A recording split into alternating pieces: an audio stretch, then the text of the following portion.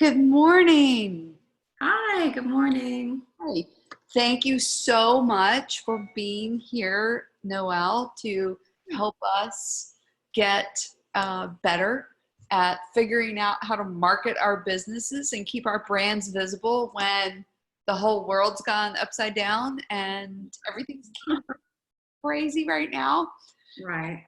So I really appreciate you being here on the Alkaloid Mastermind. And this is Noelle Jackson of EllePR and also my roommate. So Noelle, I'm going to hand it over to you and let you ask questions and share tips and go from there. Sounds good. Well, yeah, first off, thanks for having me. So my company is called EllePR.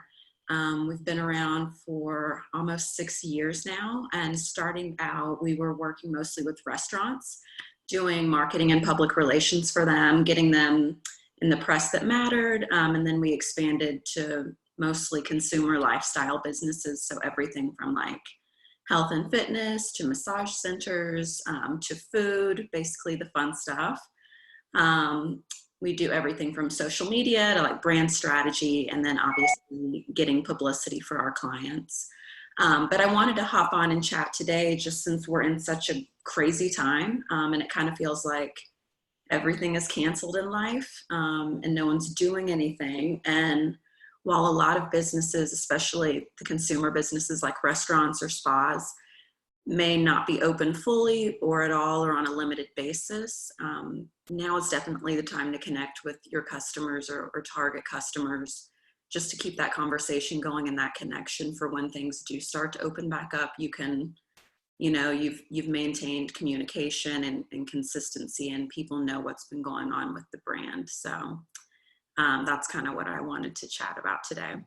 Yeah, radio silence is not the thing to do right now. No, and I think a lot of people are really paying attention to how local businesses especially are responding to this like pandemic situation, how they're treating their employees, like what kind of precautions they're taking. And people will remember when things start to open up. So you want to make sure that you're making responsible decisions, and I'm assuming most businesses are. Like, let's let people know what you're doing to keep your employees safe, how you're still able to serve the community, so they can come out and support you. So, I know I've been doing that. And you and I have been using local businesses like Hampton and Hudson that were, they pivoted like on the spot. They opened their general store within days after the shelter in place. And you know what? I've used them to cater events here before, and they are going to be one of my number one people to go to afterwards. So, I think that they've done a really good job of communicating and supporting the community, and the community remembers that. So, that's on a consumer level. I know what I'm doing here at Alkaloid, and I've been very, as you know, very communicative and transparent from the very beginning with everybody.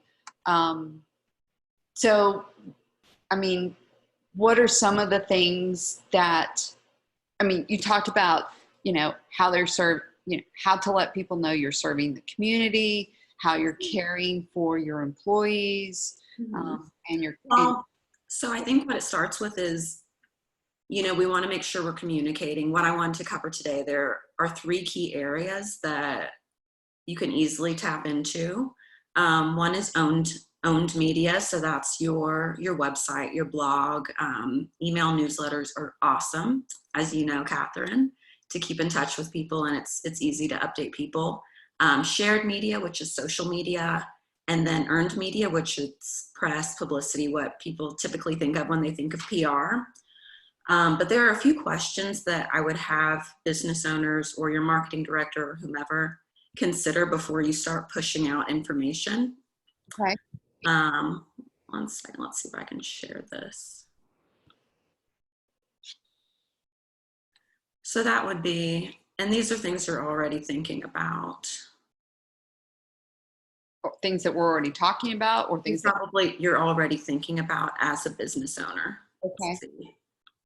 Great. Can you do this? Okay.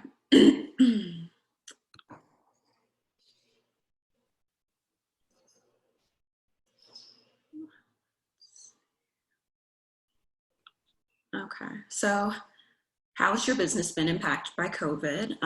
How have you pivoted?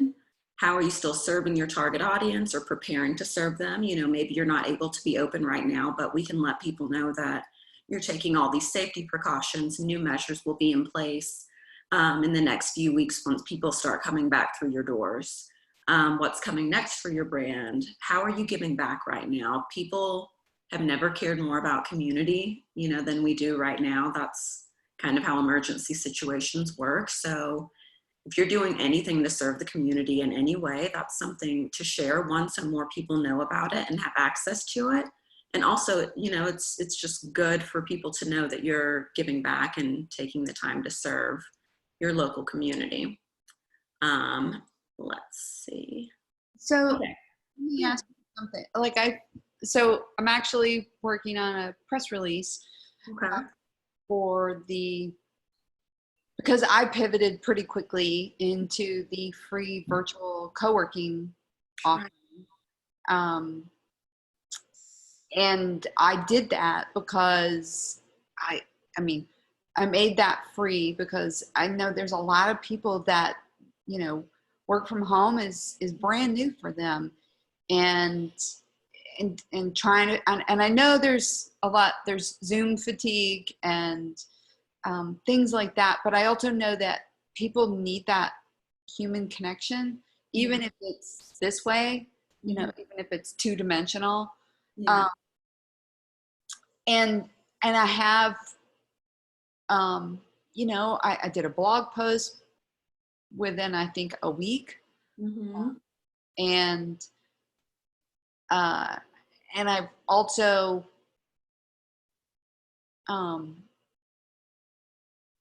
created a new category of Google AdWords, which supports my virtual co-working membership, which is Nice. it's free. It's a free, and you know, and initially I did it because, and I created events, virtual events, very quickly, as you know. Yeah.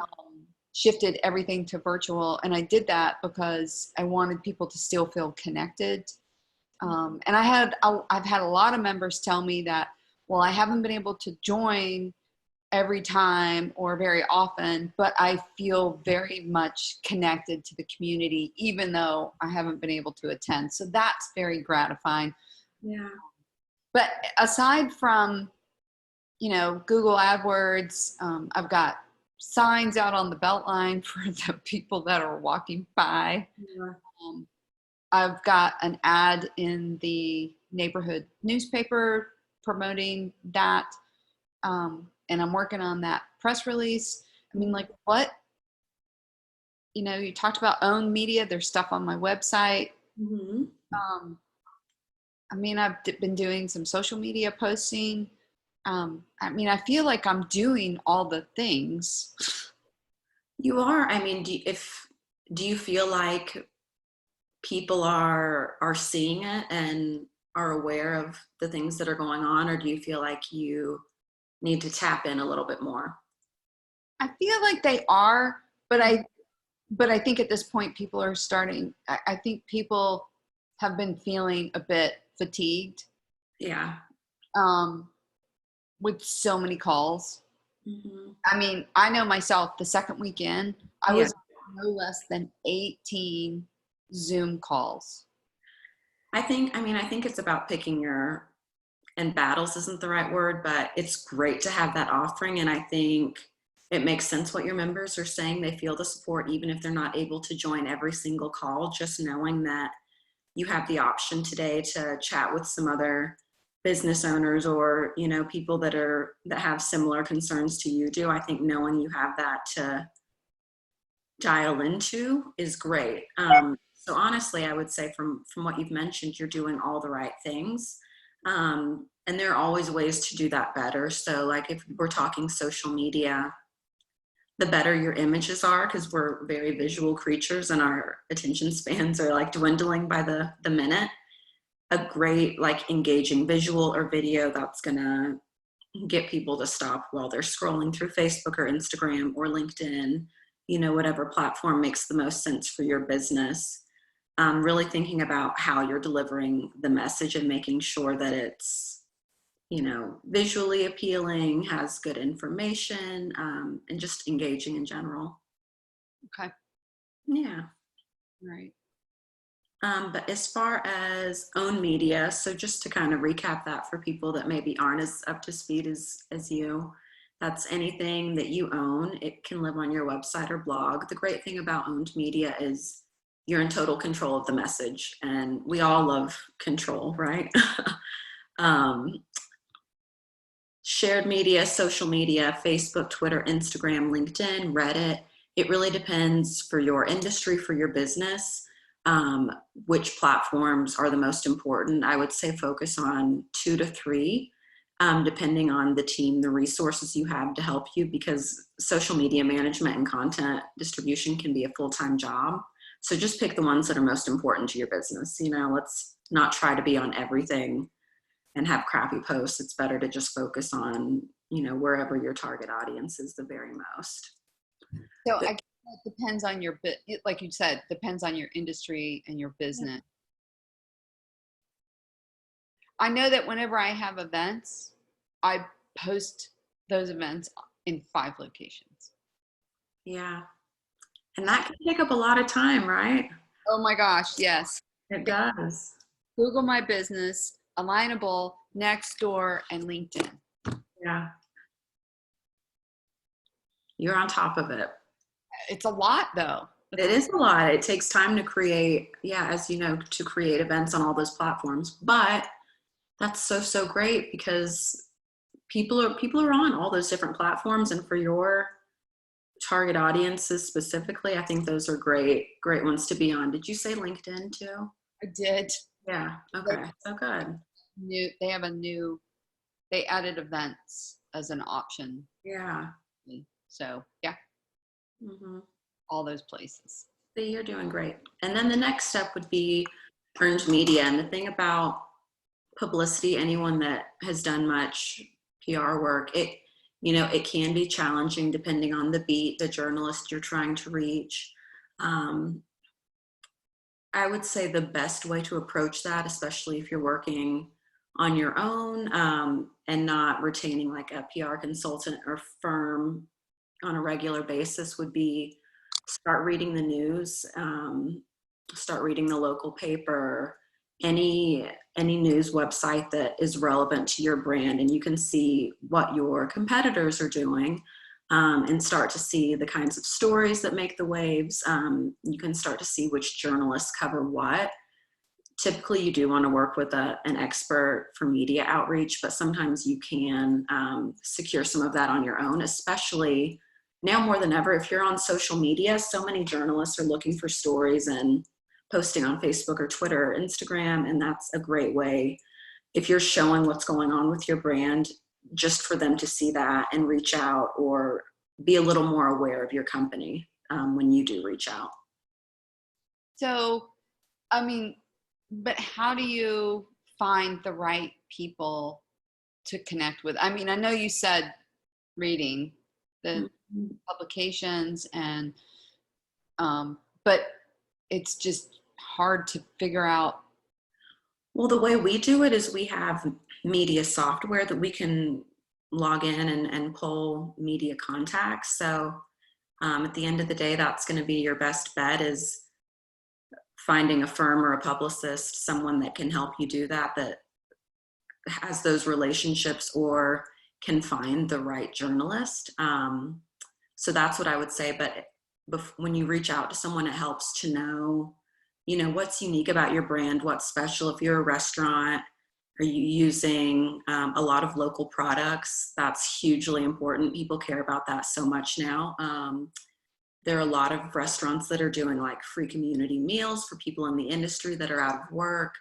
So anything interesting like that, especially if you're serving your community and giving back, especially now, that's something that you can reach out with. It helps to have a good idea of what you want to share when you reach out to someone like me. So you can say, this is what is special about us, this is what we're doing, and then they can give you some guidance as to, okay, it would make sense to have this sort of approach and reach out to these outlets or journalists. Maverick just joined us. Hi. Glad you're here. Do you have any, so Noelle's been talking about the different ways to connect with your audience. She talked about owned media, which is your own website, blogs, things like that. She talked about shared media, which is social media, things like that. And correct me if I'm getting it wrong. Yeah, no, you're doing great. And talking about earned media, which is like PR, things like that. So Maverick, did you have any questions for Noelle about public relations or how to market right now that the world's gone upside down? Yeah, first, just thank you so much for doing this. I'm sorry for being late at a meeting first thing this morning, so I just got off that. And but I definitely wanted to join in because I do have a couple of questions. And perhaps you've already touched on this, but for startups specifically, very early stage businesses during this time, I mean, is there any particular or unique advice for people just I guess who don't have very well developed communications or voicing with their audience base yet? Can I ask what kind of startup it is? Of course. So the one that I have in mind right now is actually a photography community that I'm the leader of. We maintain an educational photography blog. We have a website where our audience, participates by, entering photo contests and voting on each other's work. We're really just facilitating a sense of community right now, and we have some plans to sell related photography products in the future. So. Okay, so your audience, it's professional photographers that are looking to like improve their skills? More often than not, we connect with people who are, I'd call them kind of aspiring photographers who, invest in professional level equipment and want to take those next steps, but they feel like they maybe haven't quite made it yet. Okay, so for that community, and I don't know that particular community very well, but I would guess platforms like Instagram would be a big one because it's so like highly visual. So is that an area that you're focusing on if you're doing any social media right now? Instagram is generally kind of our bread and butter for sure. And it's definitely popular with the photographers, but I guess looking at it in the context of like, COVID-19 and with, some of these professionals who feel directly affected with it. I mean, what sort of, messages can we tell them right now? Well, can I ask a question? Certainly. So, what's your business model? Like, are you trying to sell memberships into this group? Or are you trying to attract VC money? I'm trying to understand that too, because those are two different audiences as well. Okay. With regards to this project, what we ultimately want to do is, tell our audience about, these are very short-term plans, of course, but we want to set up, recurring subscriptions, as sort of a donation in return for the volunteer contest. Because right now, this is not my main source of income, but building this community has been, so much fun. And, the people are responding very well to this contest that we've been running. So, the short-term monetization strategy, I think, would be that we'll eventually ask for some sort of recurring donation. And then longer term, we haven't constructed a very explicit plan for that. So do you provide like tips on how to improve their photography as well as hosting these contests? Yeah, that's a very good question. When people discover Kinetic Ink, that's the name of the project, they don't usually find it directly from the contest. We actually started a photography blog years ago, and the original plan was that we were going to sell Photoshop and Lightroom presets to our audience. There was no contest. It wasn't as much of a community. It was very, let's sell a digital product, e-commerce. So we started building this blog. We kind of connected with some of the photographers in the community. But, since that point, my business partner and I both started, taking on other freelance jobs and looking other places. So here we are about a year later. Yeah. I built this photo contest as kind of like the crown jewel of my web development portfolio. But the audience that we have from this previous project just loves it. And so we're kind of bringing it back now. Okay, cool. So was that a yes that it sounds like if there's a blog, then you're providing some tips and education, correct?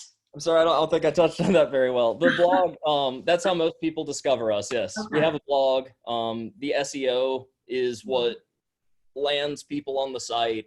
And they generally see that we run photo contests. We do follow-up advertising for people who land on our site and make them aware of the photo contest.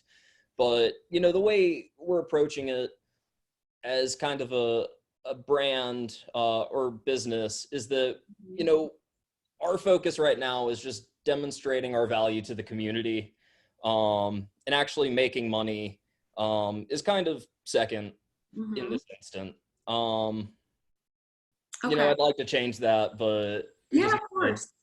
Well, I mean, I think it can be a good approach to build community if you're offering some value and resources, which it sounds like you are, if you're getting engagement, and then you can go from there and figure out, okay, now we know this is benefiting people, so we can figure out how to charge for it or create a subscription model or whatever. So I would say, based on what we've talked about, just showing the resources that you guys are offering. So that could be social media posts about specific blog posts that were really popular or could be relevant now. That could be some press pitches to like trade publications that your target audience reads, to say, here's a way to get more eyes on your work. You can also improve your photography skills. Anything new that you guys are rolling out, any new contests, like you can make a big stink about it on social media. And so if you're working with photographers, I'm sure you have some great high resolution, like super engaging photography you can share. And then tapping into communities. Sometimes platforms like Reddit can be really great for specialty interests as well. We had worked with a brewery, Orpheus Brewing, a few years ago. And that was something that was pretty fruitful for them, because there are a lot of like beer nerds that are super knowledgeable about all kinds of craft beer, and they really got into it on Reddit. So thinking about areas like that and really just showing what you're doing. It sounds like your focus is providing value and information and community. So if you're having like contests the days before and leading up to it, keep promoting that it's ending, in 3 days, and vote on your favorite photo. And then make a big stink about the winners. Anytime you can put your members or your audience in the spotlight, so maybe sharing their photo and captioning it and pointing people in the direction how they can learn more about that photographer, you're providing exposure for your members. So that's gonna make them want to come spend time with you in your online community even more as well. Thank you. Yeah. Does that make sense? That's very helpful. Okay, cool. That definitely gives some ideas for the sort of stuff we could share. And I bet something like a newsletter could be great for your business too, because if you are constantly like creating new resources and, you know, new tips on the blog, that's something you can encapsulate really easily in a good looking newsletter.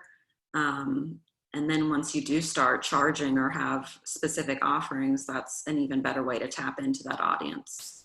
So to tie it in with you know, the slide deck that we've been looking at, it's talking about the different types of media, the, you know, kind of categories we can bucket it into. Is that correct?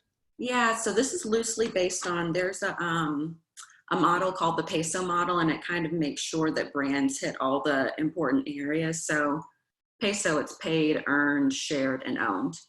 So we don't do as much with advertising, but things like social media ads can be really great. I don't know if that's something you've tapped into, but that you can really like target the audiences that you're reaching without investing a ton of money. So that could be something to look into as well. Okay. Yeah. Thank you. Yeah, sure. Paid, I'm sorry, one more time. Peso, that's paid, earned, Shared, and and owned. owned. Yeah. Okay. Yeah. It's a useful way of thinking about that. Thank you. Yeah, no problem. Catherine, do you have any questions? I can't hear you.